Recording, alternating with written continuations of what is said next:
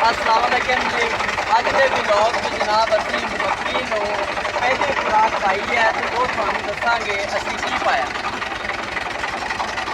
अज तुहानूं असी अपनी मक्की दिखाने लगे हैं की किल्ला नूं की चीज़ां लाइयां ते स्प्रे किहड़ा कीता। तुहानूं 8148 दियां छाटां दसन लगा है कि यह मक्की माशाअल्लाह इनू पहले एक DAP लगी है जनाब।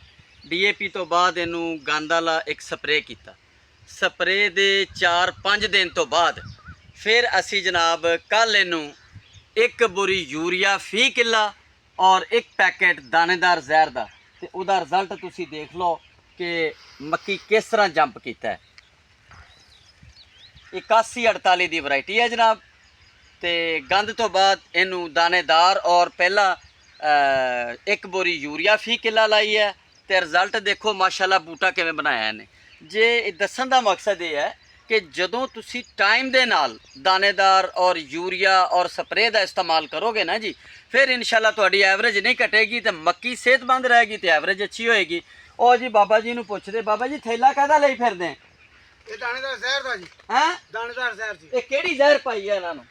इन्हां नाम ते नहीं सानू आवे, ये चेक कर लो जी। अच्छा इन्होंने ए जहर पाई बाबा जी? हां जी होई। ये थैला कल पाया जी? हां ये कल ते पाया। नाल तुसी यूरिया फी किला कितनी बोरी लाई जी? एक एकड़ नूं एक बोरी। एक एकड़ नूं एक बोरी लाई है। हां जी। ते माशाअल्लाह बहुत सोहना तुहाडा मक्की दा रिजल्ट है। हां जी। ये तुहाडी मेहनत नजर आ रही माशाअल्लाह जी माशाअल्लाह। Thank you.